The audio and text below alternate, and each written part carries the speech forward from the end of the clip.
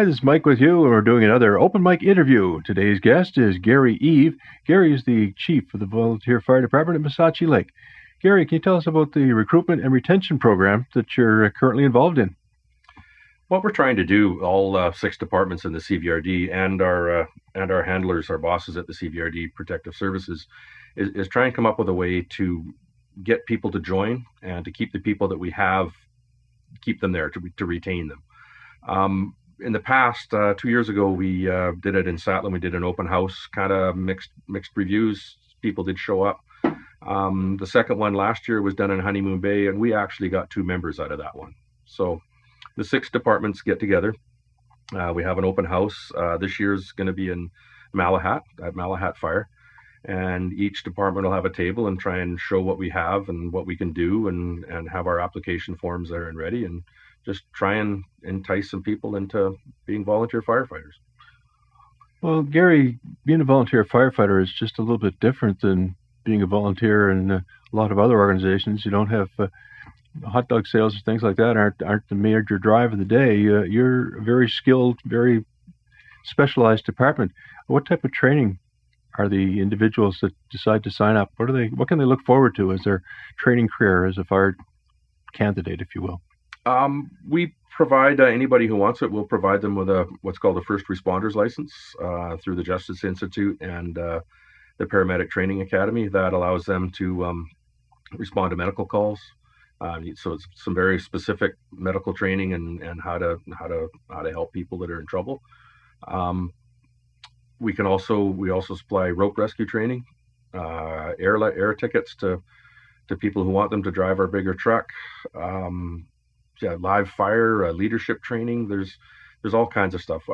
Even we sent one of our guys to an Excel, like the Microsoft program Excel workshop, just so he could shine up on his skills to work in our office. So there's lots available. So is everything that the fire department needs related to firefighting, or are there other positions that are sort of office-based that are of a value to the departments?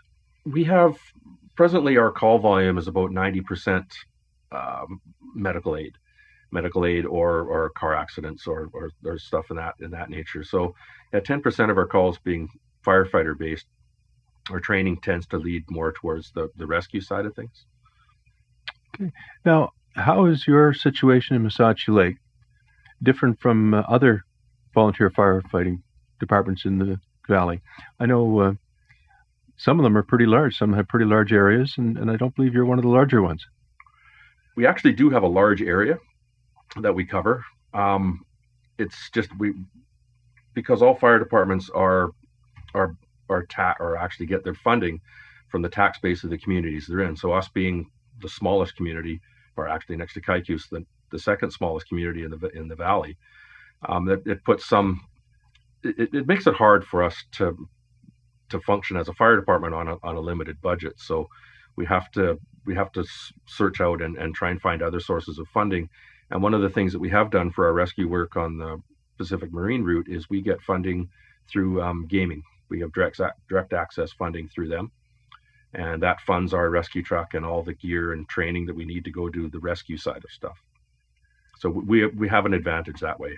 Size-wise, we don't have an official mutual aid agreement yet with Port Renfrew, but we are working on it.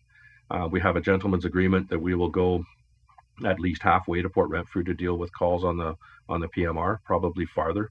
Actually, there's times where we've sat in meetings and discussed actually going all the way out to the Deering Bridge, which is Port Renfrew's limit coming this way. We cover up to halfway to Honeymoon Bay and all the way down to Beaver Lake, and plus the community of Mesachie Lake itself. So area-wise, we're actually a fairly large area, just not many people in it. So lots of potential for the need of a fire department, a small base to draw from. Exactly. Do all your firefighters live in Mesachie Lake? We have 4 presently that actually live in Lake Cowichan, and they respond in a timely manner. And one of the things that was discussed with them is thou shalt not speed. The only death of a firefighter that in recent memory that I can remember in the Lake Cowichan area was due to a firefighter speeding to a call. So we don't want that at all. Great. Next question. The CVRD, they're the sort of the collection agency, if you will, the people that collect all the information, all the, as you pointed out, they're your handlers, they're your bosses. What department, you mentioned emergency services, how does that interact with the fire departments? What sort of relationship do you have with the CVRD in that regard? Protective Services is Okay. the group that we work under. There's administrative help if we need it. There's an office available for us to get help that way. We can get stuff printed, or we can ask questions and they'll get us the answers on stuff. Yeah, just they help us out hugely that way, as well as collect everything and help run our budgets. And we actually just finished our budget process for next year. So I was actually working closely with our boss, Conrad Cowan, at the CVRD Protective Services to set all that out. So we work with them quite closely, actually. Good.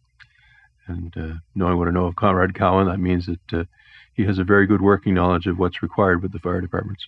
Yeah, very, very approachable. Any items that you'd like to bring out that we haven't talked on yet? Anything that's part of your message you'd like to get out? Just to remember for folks to remember that we need volunteers. This day and age, it's tough to volunteer with the draws that families have on their time, and we need volunteers to keep these fire departments functioning and to keep them rolling, and that there's someone there when you call 911. We need to get that message out. It's important service, and it needs that volunteer commitment to make it continue to run. Yeah. Garry, given that Mesachie Lake is such a small fire department, how do you sort of brand yourself so you stand out from other fire departments? Because once you get the turnout gear on, you all look the same. Mm-hmm. You're all doing the same job. You all use the same type of equipment. But inside that gear are people from different fire halls, people that have different local interests. Mm-hmm. You come together for a very important job, but how do you sort of express your individuality? How does Mesachie itself express its individuality? We've never been afraid to jump out front. I've always been a firm believer, and the fire chiefs in the past have taught me that it's always better to drive the bus than be sitting in the bus, to use that analogy. So we've always tried to be out front. We've worked with the CVRD, and we're one of the front runners in getting the junior firefighter program. Talking with media and trying to brand ourselves and to get our name out there with people is another great way. We've also tried in the past, and we're going to try again this year, is to do a free CPR class in our community. So people in the community will give you a ticket. We'll cover the cost of getting the paperwork, and I'm an instructor, so we can do things like that to get our name out. In the past, we've had a good liaison with the newspaper and with Doug Marner, and that was really great for getting our brand, to get our name out there. And when he was an honorary member of the fire department, it was huge. It was great PR for us, and it helped the paper out as well. So I'd like to keep doing that. Good. And you raised a couple of things that are sort of near and dear to the heart of the radio station. One of them is the junior firefighter department. We also have a junior DJ session. We're involved in trying to make sure that the young people have an appreciation of what we do, and so they may want to be involved in it sometime in their future. Sounds very much to me like the Mesachie Fire Department has the same idea. So what defines a junior firefighter, and what is the function they're able to perform? Our juniors have a strict function that they will operate at. Number one, they have to have permission from their parents to be there. They're limited by time. If it's a school night and we're on a call, they're released from the call by 10. They'll have a mentor that will stick with them like glue. And when we're in a mutual aid situation with other fire departments, the understanding with our neighboring departments is that junior goes with that mentor. They don't get separated if they're on a call. I don't know any other way to say this other than the real way. If there's a level of messiness on the call that's tough, our juniors aren't allowed in. Fatalities, juniors are not allowed in. They'll stay to the edges and help. But on the other side, they also take all the training that we do. Our junior that we just pushed through here a little while ago, she took all the training. She's now eligible to go to live fire. Yeah, it's been an asset to us. Great. So junior program that has paid off, that the young people have, by the time they're ready to become full-fledged firefighters, they're pre-trained, pre-experienced, and ready to go. Even if they don't stay with us, this is the big thing that a lot of departments have to realize, that the training we give our fire department members, we don't ask for that money back when they leave. That's counterproductive, right? We take advantages of the people that we have in our department with their past training. So if we train somebody for a couple of years and they leave, that's fine. It's for us, it's a good investment in BC, not just our town. It sounds like the ultimate mutual aid. Yeah, you're turning out experienced, smarter people than when they came in. Even the community, when you offer things like CPR training. Mm-hmm. Somebody that's a visitor from out of town traveling through may not know if they're driving through a town that darn near everybody knows CPR, but as soon as they have some sort of a heart condition or a problem that they need medical assistance with, they'll be glad you were there providing that training. I'm sure they will. Well, I hope so. The other thing that you mentioned, that about where there's a commonality between the Mesachie Fire Department and the radio station, and that's something I'd be remiss if I didn't mention, and that is our great friend, Ron. That's our great friend, Ron McKenzie. Now, Ron's a forefather of the radio station, as you said. He was never afraid to get in and drive the bus, and no, not at all. And he saw the need for a radio station in the Cowichan Valley, and he got his nose to the grindstone and made this happen. And I'm sure there's some stories you can tell about his assistance at the Mesachie Fire Department. Oh, much assistance really doesn't do the work that he did justice. One example, we talked about it earlier. Excuse me. A few years back, we were in the position where we had to become more professional. While we were acting professional and doing the job professionally, we had to be more professional in our record keeping and our administration. All fire departments were pushing towards that, especially small ones. So we had heard that operational guidelines were going to need to be written for the fire departments.